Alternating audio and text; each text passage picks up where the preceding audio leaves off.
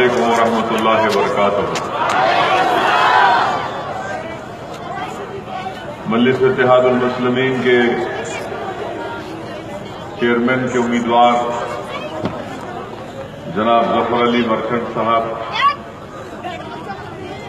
محترم جناب سید معین صاحب، مجلس اتحاد المسلمین کے رکن اسمبلی محترم جناب امتیاز جلیل صاحب، یہاں سے مجلس اتحاد المسلمین کے کارپوریٹر کے 12 امیدوار اور ہمارے ایک تائیدی امیدوار، میرے مجلسی رفقا، معزز حاضرین اکرام، بزرگان ملت،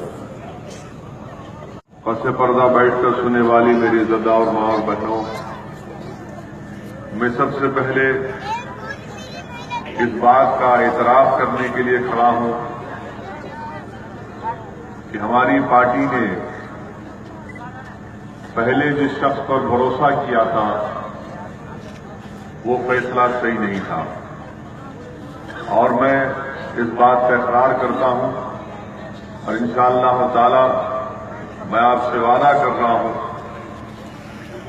کہ عثمان آباد کو پہلی مرتبہ آیا ہوں اور انشاءاللہ تعالی یہ آخری مرتبہ نہیں ہوگا، اور ہماری کوشش یہی ہوگی کہ ہمارے امیدوار کی کامیابی کے بعد، ہمارے اراکین بلدیہ کی کامیابی کے بعد، یہاں پر انشاءاللہ تعالی مہاراشٹر کے مجلس کے ذمہ دار مہینے میں ایک مرتبہ یہاں پر آئیں گے، اراکین بلدیہ اور چیئرمین کی کارکردگی کو دیکھیں گے، کیونکہ آج مجلس اتحاد المسلمین پر عوام کا ایک بہت بڑا بھروسہ قائم ہو چکا ہے، ایک اعتماد قائم ہو چکا ہے۔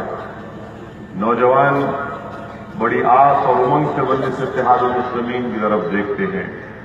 ہماری عزتدار اور ماں اور بہنوں کو مجلس اتحاد المسلمین سے بڑی امیدیں وابستہ ہیں، اسی لیے میں آپ تمام کے درمیان میں کھڑے ہو کر آپ سے وعدہ کر رہا ہوں کہ انشاءاللہ تعالی عثمان آباد میں جو برسوں سے بلدی مسائل، آبرسانی کے مسائل جو حل طلب ہے، انشاءاللہ تعالی اس کو پورا کیا جائے گا۔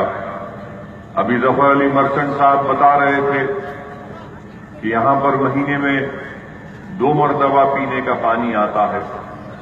درگاہ روڈ نام کی روڈ ہے مگر وہ گڑے گڑے بھرے ہوئے ہیں اس میں۔ یہاں پر گورنمنٹ کے اسکول تو ضرور ہیں، جس میں 8 اردو کے اسکول بھی ہیں، مگر جہاں پر سہولتوں کا فقدان ہے، پورے عثمان آباد میں زیر زمین جو پانی ہے اس میں بہت زیادہ الکلائن یا فلورائڈ ہے۔ یہ ایسے مسائل ہیں میرے عزیز دوستوں، بزرگوں، جس کی مؤثر نمائندگی اور کامیاب نمائندگی پر ان تمام مسائل کو حل کر سکتے ہیں۔ میں شروعات میں ہی آپ سے وعدہ کر رہا ہوں کہ انشاءاللہ تعالی مجلس اتحاد المسلمین کو اللہ سبحانہ و تعالی آپ کے دل میں محبت پیدا کیا ہے، اور 27 تاریخ کو اگر آپ مجلس کے حق میں اپنے ووٹ کا استعمال کریں گے تو یقیناً مجلس اتحاد المسلمین یہ تمام جو آپ کے ضروری مسائل ہیں اس کو حل کرنے کی پوری کوشش کرے گی۔ دوسری بات یہ رہی کہ عجیب اتفاق ہے کہ ہر پارٹی میں برسوں سے یہاں پر راشٹروادی کانگریس کے ذمہ دار کو آپ نے کامیاب کیا، مگر کامیابی کا نتیجہ آپ کے سامنے ہے۔ کامیاب ضرور ہوئے مگر عثمان آباد میں، یہاں کے شہر میں جو امیدیں عوام نے وابستہ کی اس کو پورا نہیں کر سکے۔ اور ایک عجیب و غریب بات یہ ہے کہ این سی پی کے امیدوار اور شیو سینا کے امیدوار دونوں ایک ہی خاندان سے آتے ہیں۔ یہ کیسے میچ فکسنگ کر رہے ہیں دیکھیے آپ، جو ایک خاندان کے 2 لوگ الیکشن لڑ رہے ہیں، خاندان ایک نہیں ہے تو خاندان ایک کیسا ہوگا؟ عثمان آباد کی عوام کو دھوکہ دینے کے لیے ایک ہی خاندان سے 2 لوگ کھڑے ہو گئے اور پھر وعدے بڑے بڑے کرتے ہیں۔ मेरे अजीज दोस्तों और बुजुर्गों, आज महाराष्ट्र हो या उत्तर प्रदेश हो या फिर आंध्रा तेलंगाना हो या कर्नाटक हो या तमिलनाडु हो, बहुत जरूरत इस बात की है कि हमारी एक सियासी आवाज हो, हमारी एक सियासी पहचान हो। और जब तक आपके वोटों से आपके नुमाइंदे पंचायत से लेकर जिला परिषद से लेकर बल्दिया तक या फिर विधानसभा और पार्लियामेंट तक हमारी आवाज नहीं जाएगी तो हमारे मसाइल कभी हल नहीं हो सकते। लोग अक्सर ये हमसे कह देते हैं कि मजलिस को अगर आप कामयाब करेंगे तो याद रखो फिरका परस्त पार्टी कामयाब हो जाएगी।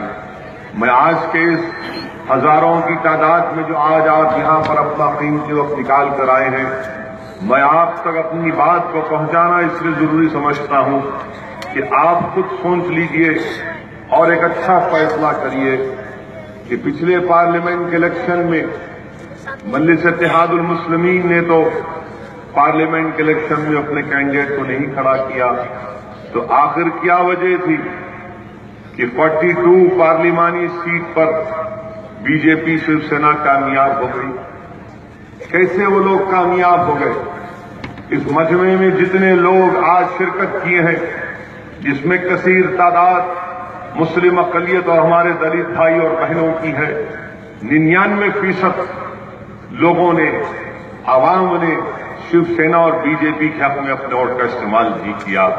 तो सवाल ये पैदा होता है कि कैसे 42 पार्लिमानी सीट पर बीजेपी और शिवसेना कामयाब हो गई। अगर आज ये आपको सोचना पड़ेगा, हम तो इनको वोट डालते गए, मगर याद रखिए महाराष्ट्र में कांग्रेस और राष्ट्रवादी कांग्रेस का वोट, उनका वोटर, उनका बेस खत्म हो गया है। वो तमाम के तमाम शिवसेना और बीजेपी में जाकर बैठ चुके हैं। इसलिए बहुत जरूरी है कि दलित समाज के लोग, आदिवासी समाज के लोग और मुस्लिम अक़लियत के तमाम लोग इसका संजीदगी से गौर करें और अपने वोट का सही इस्तेमाल करें। यकीनन ये कोई पार्लियामेंट का इलेक्शन नहीं है, ये नगर परिषद का इलेक्शन है, चेयरमैन का और अराकीन बल्दिया का इलेक्शन है। पार्लिमानी इलेक्शन में तो मजलिस ने उतना उम्मीदवार नहीं खड़ा किया था।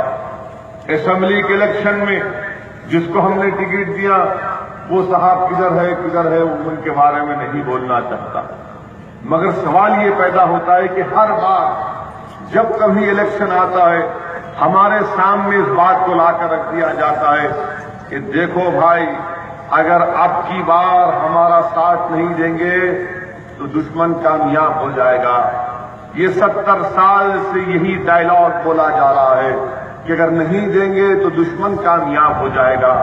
मेरे भाई, हमने कभी दुश्मन का साथ दिया, न कभी देंगे इंशाअल्लाह ताला। मगर जिनको हमने कामयाब किया वो हमारे असली और जाहिरी दुश्मन से ज्यादा दुश्मनी कर रहे हैं। इनका इक़्तिदार इनके पास रहा 15 साल तक, कांग्रेस और राष्ट्रवादी के पास रहा। बरसों से यहां पर एक साहब जीतते रहे और मिनिस्टर भी बनते रहे। मगर आप खुद अंदाजा लगाइए कि कहत पानी नहीं आता, यहां पर बारिश नहीं होती। पूरे महाराष्ट्र में सबसे ज्यादा अगर खुदकुशी कहीं किसान करता है तो उस्मानाबाद में करता है। कहीं पर अगर जेर जमीन पानी में फ्लोराइड है तो यहीं पर है। महाराष्ट्र के सबसे बैकवर्ड गांव या जिले कहीं पर है तो उस्मानाबाद जिले में है। मेरे अजीज दोस्तों और बुजुर्गों, मैं आपसे गुजारिश करने आया हूं कि अब की बार आप मुत्तहदा तौर पर अपना एक एक वोट, ये जो निशान है जफर अली मर्चेंट साहब का पानी की मोटर का, पानी की मोटर पर आप वोट लगाइए, बटन दबाइए। ये एनसीपी की घड़ी जो है उसका टाइम हमेशा से रुक गया। जब से मजलिस यहां पर महाराष्ट्र में आई, जब से मजलिस इत्तेहादुल मुस्लिमीन महाराष्ट्र में आई, एनसीपी की घड़ी का कांटा हिलता ही नहीं है। और एनसीपी वाले बोलते हैं कि मजलिस फिरका परस्त है। आज से 3 दिन पहले हिंदुस्तान के वजीर आजम के साथ एनसीपी के प्रेसिडेंट क्या कर रहे थे? मिठाई खा रहे थे, ठहर के फोटो लिए, उनको मुबारकबाद दिए। गुफ्तगू की स्टेज जब आप बैठकर बात कर सकते हैं हिंदुस्तान के वजीर आजम मोदी से और आप उनसे सब कुछ कर लेते हैं, तो आपको ये अख्तियार नहीं है कि मजलिस इत्तेहादुल मुस्लिमीन पर उंगली उठाए। हम बीजेपी की मुखालिफत करते आए हैं और इंशाअल्लाह ताला सुबह क़यामत तक करते रहेंगे। इसलिए करते रहेंगे कि समंदर के दो किनारे कभी एक नहीं हो सकते, याद रखिए आप। समंदर के दो किनारे कभी एक नहीं हो सकते। हाँ, ये बीच वाले हमेशा कभी ये किनारे पे आने की कोशिश करते, कभी वो किनारे पे आने की कोशिश करते। मगर अब जो महाराष्ट्र में जो सैलाब और तूफान उठा है मजलिस इत्तेहादुल मुस्लिमीन के रूप में, मेरे अजीज दोस्तों और बुजुर्गों, मैं एक जिम्मेदारी के साथ कह सकता हूं कि इंशाअल्लाह ताला ये जो पहले फेज के इलेक्शन हो रहे हैं, जहां जहां भी मजलिस इत्तेहादुल मुस्लिमीन के जलसे हुए, जहां जहां भी हमारे जिम्मेदार गए, वहां पर अवाम का ज़हाम रहा, वहां पर अवाम की दुआएं और मोहब्बत हमारे साथ रही। और मुझे पूरा यकीन है कि हमको बड़ी अल्लाह सुब्हानहू व तआला की तरफ से अज़ीम शान कामयाबी से अल्लाह हमको नवाजेगा। मेरे भाई बुजुर्गों, मेरे नौजवान साथियों, तीसरा अहम मसला जो हमारे सामने है, बल्कि हम तमाम के लिए बहुत बड़ा मसला है, वो मसला है कि आज कलकत्ता से ऐलान हुआ, all India personal law board ने ऐलान किया कि हम हुकूमत की तरफ से शरीयत में मुदाखलत की मुखालिफत करते हैं। ये बहुत बड़ा मसला है हमारे लिए, ये हमारी शनाख्त का मसला है, ये हमारी पहचान का मसला है। और बड़े अफसोस के साथ और तकलीफ के साथ ये कहना पड़ता है कि हमारे हिंदुस्तान के वजीर आजम अचानक उनके सीने में मुस्लिम खवातीन से मोहब्बत पैदा हो गई और हिंदुस्तान के वजीर आजम ये कह रहे हैं कि मैं मुस्लिम खवातीन को इंसाफ दिलाकर रखूंगा। अब आप अंदाजा लगाइए कि बंबई में आज रास्ते में मैं आ रहा था तो एक प्रेस के रिपोर्टर ने मुझे फोन करके पूछा कि ओवैसी साहब, हिंदुस्तान के वजीर आजम ने बंबई में एक गाने का प्रोग्राम हो रहा, कोई यूरोप से बहुत बड़े गाने वाले आए, अंग्रेजी गाना गाते, उसका नाम ये है, उसका उर्दू में तर्जुमा करें तो ठंडा खेल, कोल्ड प्ले, उसका उर्दू में तर्जुमा है ठंडा खेल। ठंडा खेल में हमारे वजीर आजम पहुंच गए और तकरीर करके लोगों को बोल रहे ठंडा खेल में ऐसा हो रहा। हिंदुस्तान के वजीर आजम, आप कोल्ड प्ले में जाकर अपना प्ले कर रहे हैं, वहां पर प्ले करिए, शरीयत में आप प्ले नहीं कर सकते, याद रखिए। शरीयत कोई खेलने की जगह नहीं है, शरीयत अमलावरी का मुतालबा करता है। शरीयत हम तमाम से इस बात का मुतालबा करता है कि इसको अपनी जिंदगियों में नाफिज करो। अगर तुम इसको नाफिज नहीं करोगे, अगर तुम इसका तहफ़्फ़ुज़ नहीं करोगे तो तुम्हारी हिफाजत नहीं होगी। अगर तुम इसकी तहफ़्फ़ुज़ करोगे तो तुम्हारी हिफाजत होगी, क्योंकि ये पाक परवरदिगार का